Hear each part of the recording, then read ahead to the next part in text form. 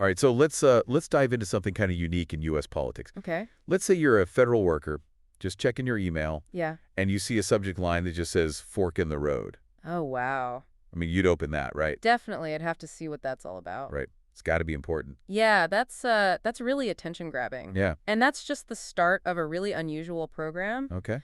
that the Trump administration put in place. Interesting. They called it deferred resignations for federal workers. Deferred resignation. So what does that even mean? Yeah, it's a little complicated, Like- but interesting. Basically, employees could quit, Okay. but still get paid and keep all their benefits Wow. until September 30th.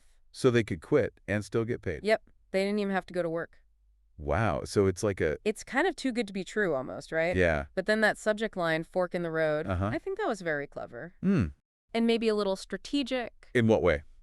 Well, it kind of created this sense of urgency. Oh, I see. You had to make a choice, like right then and there. Yeah, like a sense of pressure almost. Right, exactly. But there was a catch, right? Oh, yeah, definitely. If workers didn't take the deal, their jobs weren't guaranteed That's right. because agencies were supposed to downsize? Yeah, so workers really had to think about it, Uh-huh. take the offer Uh-huh. with this temporary safety net, Right. or stick it out and risk maybe losing their job altogether. It's like a gamble. Yeah, either way. So how many people took this gamble? Well, a lot of people did. Like, 75,000 federal workers went for the deferred resignation. that's a huge number. It is a big number. But the article said that the White House thought way more people would take it. Yeah, they thought like 200,000 would. Wow, that's a big difference. It is. It makes you think about all the things that must have gone into each person's decision. Right, like were they hoping things would change or Yeah. Or maybe they just felt like they had no other choice. tough situation all around? Definitely not an easy decision. No.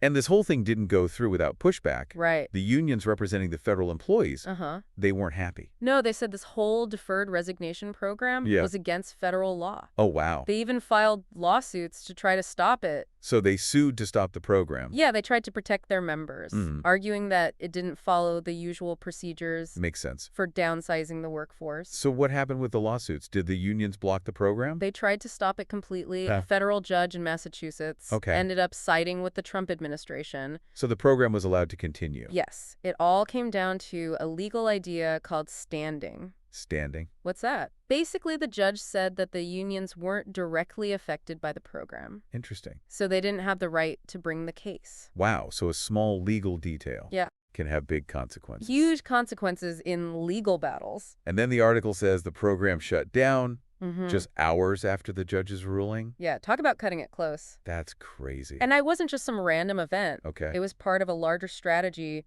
by President Trump to shrink the federal government. Which, of course, is controversial. Yeah, it always sparks debate. So we've got this program designed to cut the workforce, Right. this email subject line, Yeah. workers making a tough decision, Uh-huh. legal challenges, Yeah. a last-minute ruling. Mm. A lot to think about. Yeah, it is. What kind of impact did it have on the workers That's a big question. and the government? Yeah. We'll get into that after this. Definitely a lot to unpack there. For sure.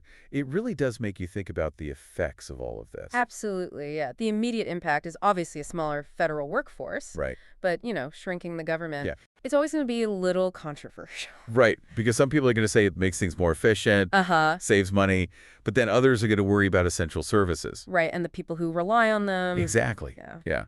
It's a tough balance for It is, and this fork in the road approach Yeah. kind of makes you wonder It does. if it added to that anxiety, like Yeah. did people feel like they had to take the deal even if they weren't ready to leave? That's a really good point. Yeah. Did they really have a choice or did they feel pressured? Right, because 75,000 employees. Yeah. That's a lot. How do you even fill that kind of void? That's a huge question. Yeah. I mean, the article mentioned the White House thought more people would take it, Uh-huh. which makes me think they had some kind of plan to manage the downsizing. Okay, so like what? Well, maybe hiring freezes, Okay. restructuring some departments, right. or even outsourcing some tasks. That makes sense. But when you lose that many experienced people, Right.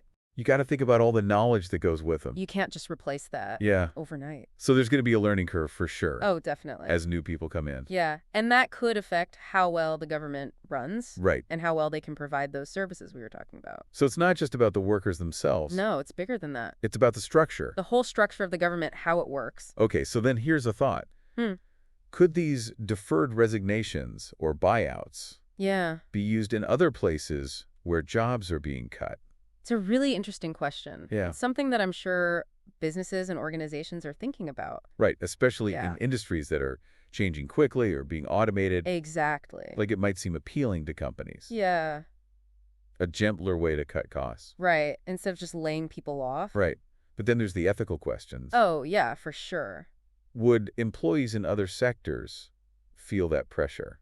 That same pressure to accept Or they have the same legal protections? as federal workers. Yeah. And then what happens to the economy Right. as a whole if everyone starts taking these deferred resignations? Those are some really big questions. Yeah, this is like a whole can of worms. Yeah, it goes way beyond this one event. For sure. It makes us think about the future of work. Wow. Like, how do we balance saving money with taking care of workers? Yeah? How do we make sure job cuts are fair and transparent? Huge question. Things we need to think about. As a society. Yeah, as a whole. That's what I love about these deep dives. Me too. You know? Yeah. It helps us see the bigger picture Absolutely. It helps us see those hidden trends. that we might miss otherwise. Yeah, I agree. By looking at this specific event, Uh-huh. we can learn about the changes happening. Yeah, in society. Yeah, and the challenges we say. And that knowledge can help us all make better choices, Exact. both individually and as a society. Knowing what's going on gives us power. Hmm.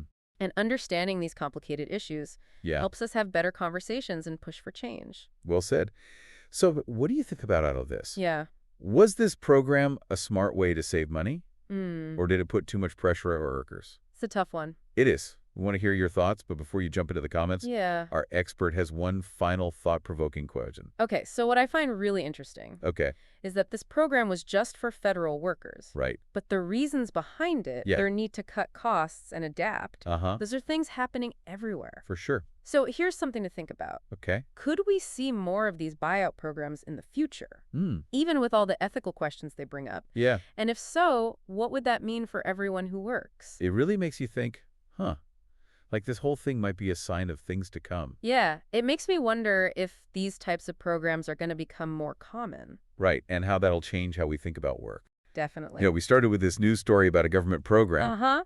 and now we're talking about the future of work. That's how it goes when you start connecting the dots. That's true. When you really dig into the details like we did, Yes. we uncover these bigger trends. Right, and consequences that go way beyond just this one event. Exactly. Like peeling back the layers of an onion. I like that analogy. Each layer reveals something new. And sometimes those layers can be a little Yeah, surprising, definitely. making us confront some uncomfortable truths Right? and grapple with some tough questions. But isn't that what learning is all about? You got it. Challenging what we think we know, Yeah, expanding our for perspective, sure. and ultimately become more informed citizens. Absolutely. So, to our listeners out there, Yeah.